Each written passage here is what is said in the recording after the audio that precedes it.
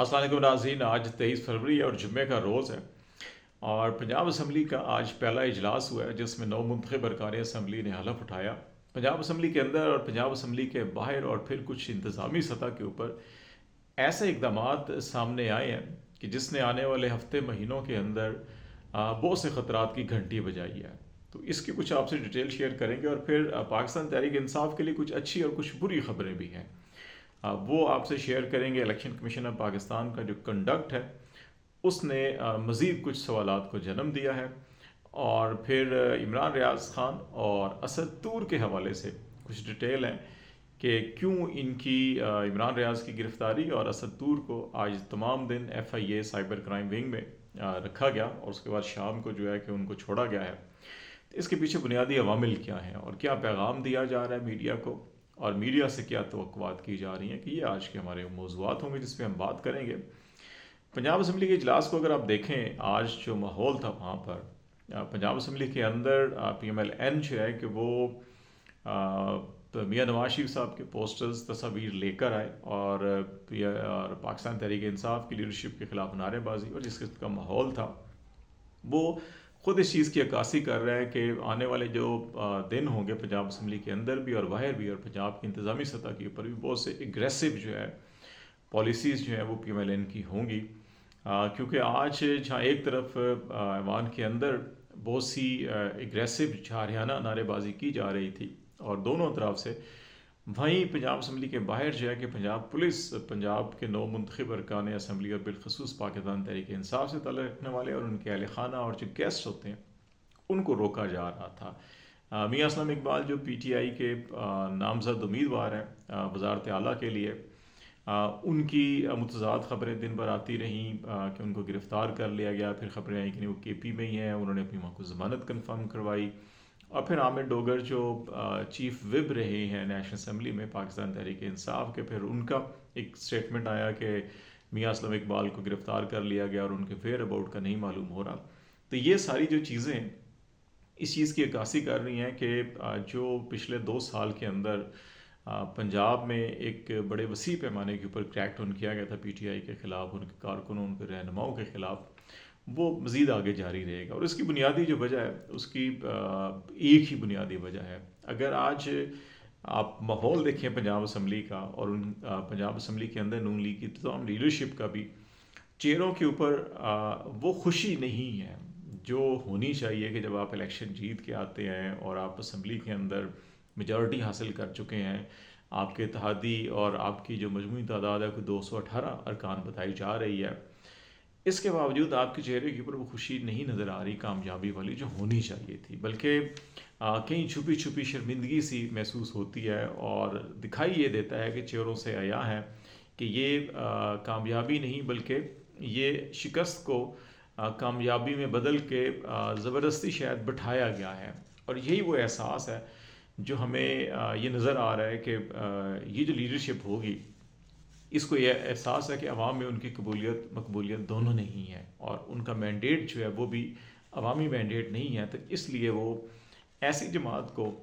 جماعت کی لیڈرشپ کو جو ہے کہ وہ ٹف ٹائم دیں گے، غصے میں بھی، انتقام میں بھی، اور اس لیے بھی کہ ان کو کرش کیا جائے تاکہ آگے جب بھی کبھی الیکشن ہو تو اس وقت تک ماحول جو ہے کہ اپنے حق میں سازگار بنایا جا سکے۔ لیکن پچھلے 2 سال کی اگر پالیسیز کو دیکھیں تو اس سے زیادہ اور کیا ٹف ٹائم ہوگا۔ عوام کے اندر ابھی بھی جو جذبات ہیں وہ ڈیفینیٹلی بہت شدید جذبات ہیں، اور مینڈیٹ چوری کے بعد تو اس میں زیادہ شدت آئی ہے، اور مجھے لگتا ہے کہ اب جب بھی الیکشن ہوں گے اس کے بعد ہر نیا آنے والا ووٹر جو اس کے اندر ایڈ ہوگا، تو اس لیے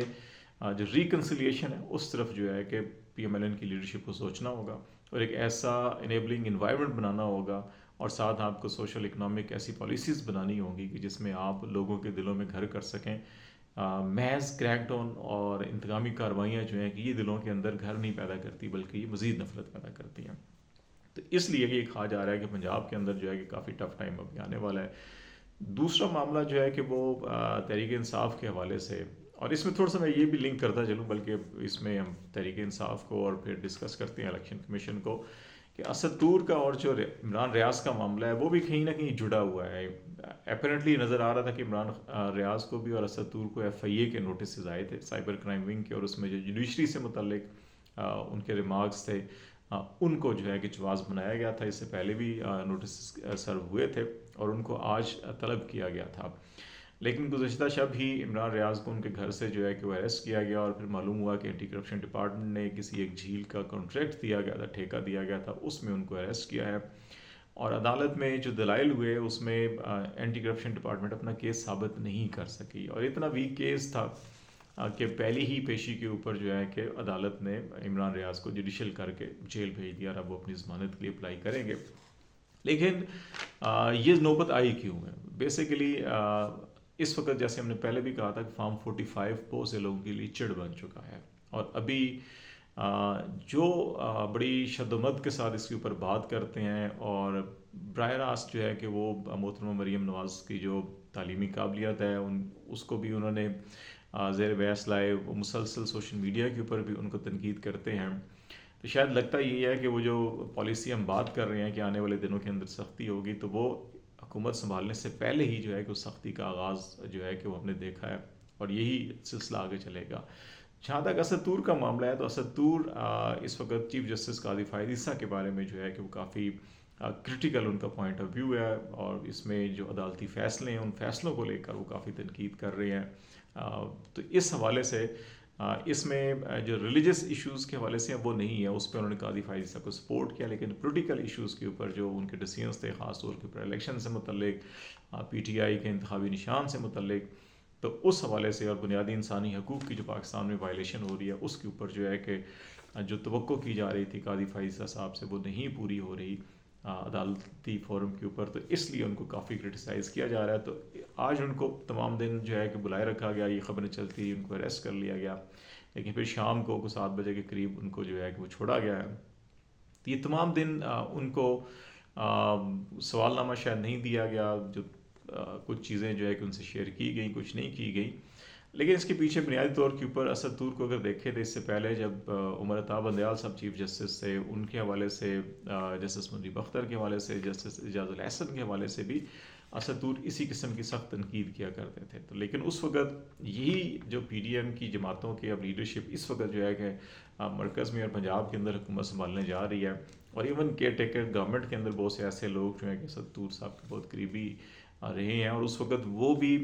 بالکل ویسی لینگویج استعمال کرتے تھے عمر عطا بندیال اور سپریم کورٹ کے دیگر معزز جج صاحبان کے بارے میں, جو اس وقت اسد طور قاضی فائد عیسیٰ کے بارے میں استعمال کر رہے ہیں. تو اس وقت تو اسد طور صاحب ان کے ہیرو تھے, تو اب کیوں ان کی نظر میں جو ہے کہ وہ مجرم یا ملزم بن گئے اور ان کو جو ہے کہ آج تمام دن گزارنا پڑا. یہ بیسیکلی وہ کویشچن ہے کہ آپ پرنسپل کے اوپر اگر کسی سٹینڈ لے رہے ہیں تو پھر آپ آگے شخصیت نہیں دیکھتے وہ کون ہے, اس پرنسپل کی اگر وائلیشن ہو رہی ہے تو پھر تنقید ہوگی. لیکن اگر آپ یہ سمجھتے ہیں کہ آپ کو بھی جو آپ کے فیوریبل ڈیسیژنز نہیں آ رہے پھر آپ تنقید کر رہے ہیں تو ٹھیک ہے, لیکن آپ کے فیوریبل ڈیسیژن آ رہے ہیں تو پھر آپ تمام پرنسپلز کو ایک سائڈ پہ رکھ کے جو ہے کہ پھر آپ قانونی قدغنیں لگانا شروع کرتے ہیں. تو یہ انسان کے دورے جو معیار ہیں اس کی عکاسی کرتی ہے, اور یہی ابھی ہمیں جو ہے کہ اسد طور کے پیچھے جو لوگ ہیں, یہ جو کارروائی ہوئی ہے, ان کے یہ دورے ہی معیارات ہیں کہ ابھی چند ماہ پہلے اسد طور ان کے ہیرو تھے, اور ابھی جو ہے کہ وہ ان کے لیے ملزم یا مجرم بن گیا. تو اس لیے ان دور معیارات کو میرا خیال ہے ختم ہونا چاہیے. جو پرنسپل سٹینڈ ہے قانون اور آئین کی بالادستی اور انسانی حقوق کی بالادستی, اس سے میرا خیال ہے کہ سب کو سٹینڈ لینا چاہیے رادر دین کہ ایک دوسرے کو نشانہ بنائیں. ابھی جو تحریک انصاف کے لیے اچھی خبر یہ ہے کہ اس وقت جو حلفیہ بیان جمع ہوئے ہیں اور اس وقت جو پارٹی پوزیشن سامنے آ رہی ہیں, تو چاروں صوبائی اسمبلی اور نیشنل اسمبلی کے اندر اس وقت بھی تمام تر قدغنوں کے باوجود پاکستان تحریک انصاف پہلے نمبر پر ہے. اور اگر نیشنل اسمبلی, پنجاب اسمبلی اور اسی طرح کے پی اسمبلی کو اور سندھ اسمبلی کو ہم دیکھیں تو اس وقت تک 287 ارکان جو ہیں وہ ایفیڈیوٹ جمع کروا چکے ہیں آزاد کینڈیڈیٹ پاکستان تحریک انصاف کے سنی اتحاد کونسل میں شمولیت کے حوالے سے. تو اس وقت یہ نمبر 1 جو ہے پورے پاکستان میں تمام اسمبلیوں کے اندر اس وقت مجموعی طور کے اوپر تحریک انصاف پہلے نمبر پہ ہے, پی ایم ایل این دوسرے نمبر پہ ہے کہ 227 ارکان اسمبلی جو ہے نیشنل اسمبلی اور صوبائی اسمبلی جو ہیں کہ وہ پی ایم ایل این کے ساتھ ہیں, اور جو جنرل سیٹ کے اندر الیکشن آئے تھے, اور سندھ میں نون لیگ کے پاس کوئی نشست نہیں ہے. پیپلز پارٹی کی چاروں صوبائی اسمبلی اور مرکز میں اس نے نشست حاصل کرنے میں کامیاب ہوئے ہیں، اور ان کی 143 جو ہیں کہ وہ جنرل نشستوں میں کامیابی حاصل کی تھی. اب اس میں کچھ ریزرو اور کچھ اعداد شامل ہوں گے، لیکن جو یہ سچویشن تھی اس میں تحریک انصاف جو ہے وہ پہلے نمبر پہ ہے. یہی وجہ ہے کہ سب پوری دنیا اس وقت جو ہے کہ سوال اٹھا رہی ہے کہ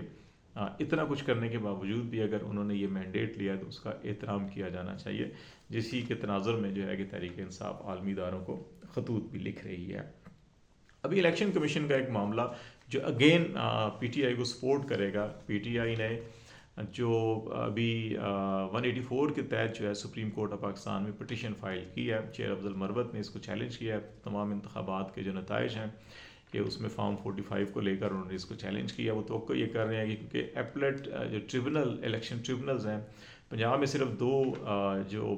معزز جج صاحبان ہیں ان کو تعینات کیا گیا، اور پنجاب کے اندر اگر آپ دیکھیں 297 پنجاب اسمبلی اور 141 جو ہے کہ وہ نیشنل اسمبلی کے الیکشن ہوئے. 400 سے زیادہ جو ہیں کہ وہ انتخابی عذرداریاں ہیں. تو ان 400 عذرداریوں کو اگر یہ 2 الیکشن ٹریبونل سماعت کریں گے تو یہ تو 4-5 سال تو اسی میں گزر جائیں گے. تو اس لیے جو ہے کہ پی ٹی آئی نے یہ فیصلہ کیا ہے کہ اس کو براہ راست 184 کے تحت سپریم کورٹ میں کریں. سپریم کورٹ میں ابھی کیونکہ جو نیا supreme court practice and procedure act بنا تھا اس کے تحت ابھی 3 رکنی کمیٹی جس میں جسٹس غازی فائزہ صاحب، جسٹس سردار طارق مسعود صاحب اور جسٹس منصور علی شاہ ہوں گے، ان کے پاس جائے گا. پھر وہ یہ فیصلہ کرے گی کہ اس کو سماعت کرنی ہے نہیں کرنی، قابل سماعت ہے نہیں ہے، اور پھر کتنے رکنی بینچ بننا ہے، اس کے اندر کون کون ججز ہوں گے، تو وہ فیصلہ کریں گے. تو اس میں ہو سکتا ہے کہ اس کو شاید یہی کہہ کر کہ جی کہ آپ نے تمام جو ایپلیٹ ٹریبونل جو ہوتے ہیں الیکشن ایکٹ کے تحت ان کے اندر جانا چاہیے، آپ اس فورم کو یوز کیے بغیر ڈائریکٹ یہاں پہ کیوں آ رہے ہیں، تو پہلے آپ ادھر جائیں. زیادہ امکان ہے کہ اس طرف چلا جائے گا. لیکن کچھ لوگوں کا خیال ہے کہ اس وقت شاید ممکن ہے کہ اس کو جو ہے کہ قابل سماعت قرار دے کر یہاں سن لیا جائے، لیکن اس کے امکانات جو ہے وہ کم دکھائی دیتے ہیں. لیکن جو اہم چیز ہے وہ یہ ہے کہ ابھی تک فارم 45 جو ہے فارم 46 اور 47 جو ہے یہ 14 دن کے اندر الیکشن کمیشن کو الیکشن ایکٹ کے تحت جو ہے کہ یہ پبلک کرنا تھا، اپلوڈ کرنا تھا، وہ نہیں ہوئے. 14 دن کی مدت گزر گئی، اور اس میں الیکشن کمیشن کے اپنے حکام کا یہ کہنا ہے کہ کیونکہ اگر یہ اپلوڈ کرتے ہیں تو ابھی تک شاید چیزیں اس طرح سے مینیج نہیں ہو سکیں جس طرح سے مینیج کی جانی چاہیے تھی. تو اس لیے ان کے اپلوڈ کرنے سے تمام نتائج جو ہیں وہ کھل کر سامنے آ جائیں گے، اور وہ نتائج سب کو معلوم ہے کہ 180 سے زیادہ نشستیں پاکستان تحریک انصاف نیشنل اسمبلی میں جیتی، اسی طرح سے 200 سے زیادہ صوبائی اسمبلی کی نشستیں پنجاب کے اندر وہ جیتے ہیں، لیکن ان کو نہیں اتنی نشستیں جو ہے کہ فارم 47 کے تحت دی گئی ہیں. تو یہ معاملات جو ہیں کہ ابھی کافی اہمیت اختیار کریں گے، اور جب ایون الیکشن ٹریبونل میں یہ معاملات جائیں گے یا ایون 184 کے تحت سپریم کورٹ میں بھی جائیں گے، تو الیکشن ایکٹ کے تحت الیکشن کمیشن جو خود اپنے فرائض سے انجام نہیں دے سکا، تو پھر اس سارے معاملے کے اندر یہ چیزیں جو فیوریبل ہوں گی پی ٹی آئی کے حق میں. تو لیٹس سی دیکھتے ہیں کہ سپریم کورٹ ٹیک اپ کرتی ہے نہیں کرتی، اور الیکشن ٹریبونل میں معاملہ جاتے ہیں تو کیسے آگے چیزیں بڑھیں گی. آج تک کے لیے اتنا ہی. خالد جمیل کو اجازت دیجیے. اللہ حافظ.